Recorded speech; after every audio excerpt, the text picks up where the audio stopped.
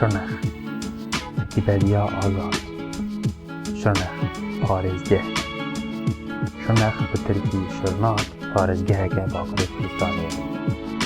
سەرباژارێ پارێزگەهی شرنەخە îrok nîgarî